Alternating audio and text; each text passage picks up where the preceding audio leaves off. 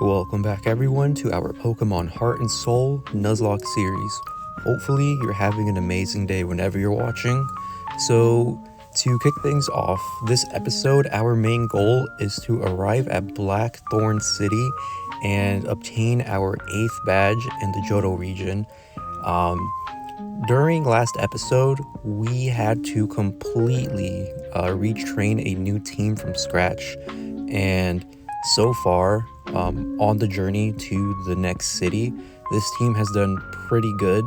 I was able to sell a lot of items and raise enough money to finally get Ice Beam and Psychic so I could buff my team. I do plan on eventually backtracking and just looking for any TMs I could have missed. I did set the settings before I started this journey to have TMs being reusable, so hopefully I can find either Rock Slide, Earthquake, or anything else that might be beneficial to us. And I also want to start looking for held items in preparation for the Pokemon League, because we need every advantage we can get since this is a difficult ROM hack.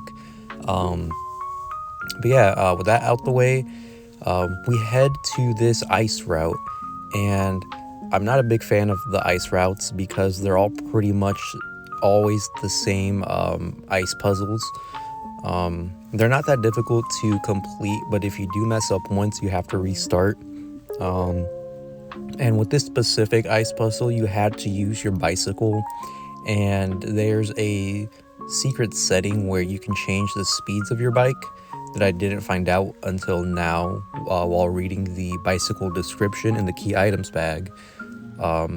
But once I get past all these trap holes, I pretty much get to the end of the ice route, and it's just a simple walk to and from the beginning to the end.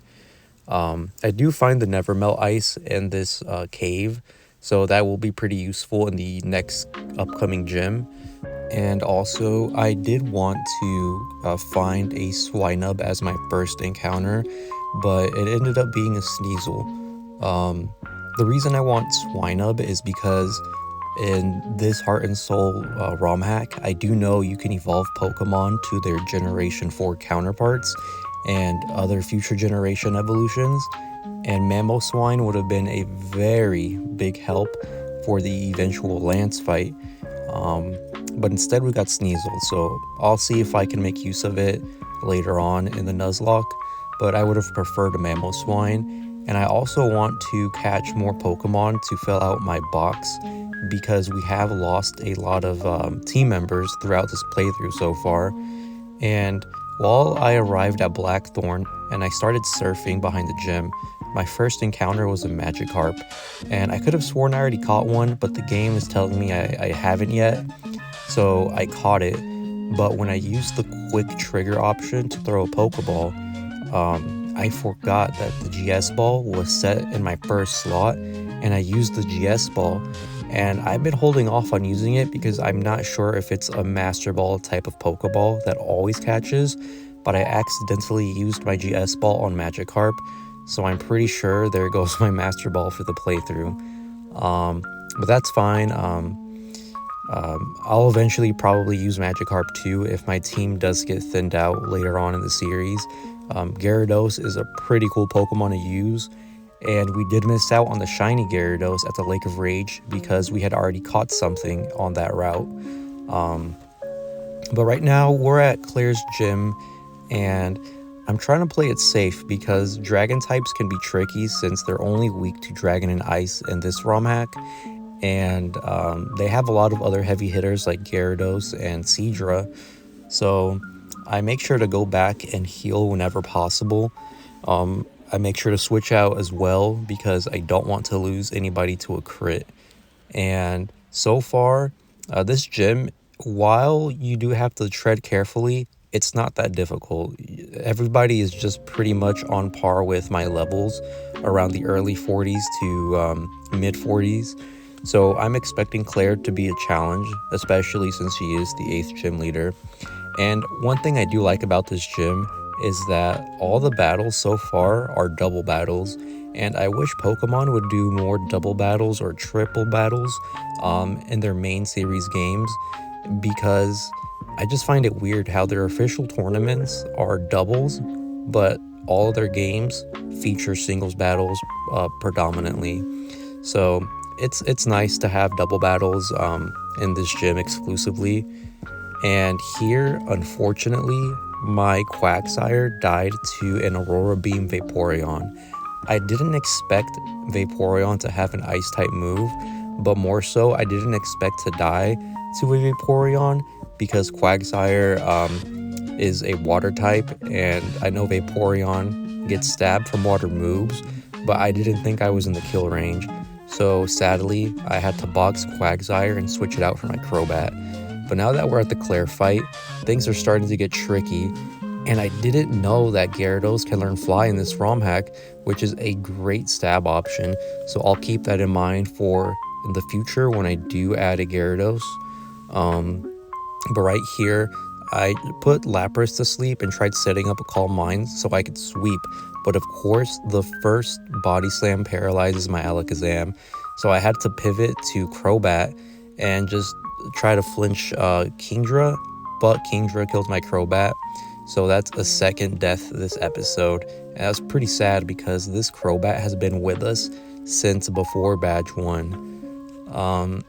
But we did manage to beat Claire, and like in canon, she was so upset she didn't give us our gym badge, so we have to travel to the Dragon's Den behind the gym to do a little mini quest to hopefully get the gym badge from Claire. In this cave, the only encounters are Magikarp, Horsey, and Dratini, and thankfully I already caught a Magikarp and Horsey, so this game will let me re-roll my first encounter until I find the eventual Dratini as my first encounter.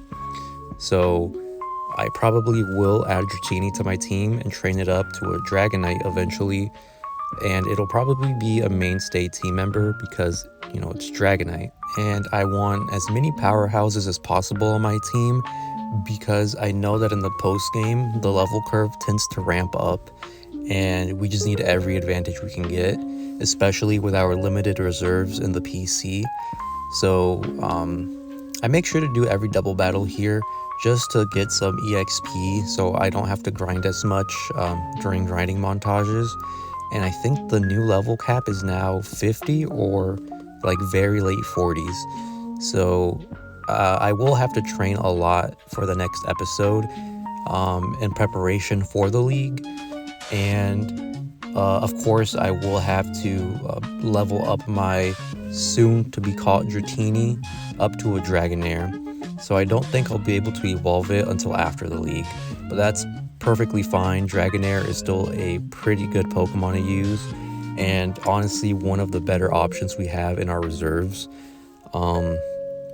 And I did decide to name this Dratini Dragoon because I did grow up watching Beyblade, the original series, and one of the Beyblade bit beasts is called Dragoon, so just a little nostalgic nickname. But now that we have Dratini, this is pretty much going to be our final team for the league, unless somebody dies in a future episode. Hopefully that doesn't happen, but we take this mini test at the Dragon Den lair, and we pass it, and now we obtain our 8th gym badge. And with that, I have nothing else to share with you guys. So again, like always, I hope you guys enjoyed and have a great rest of your day. Thank you.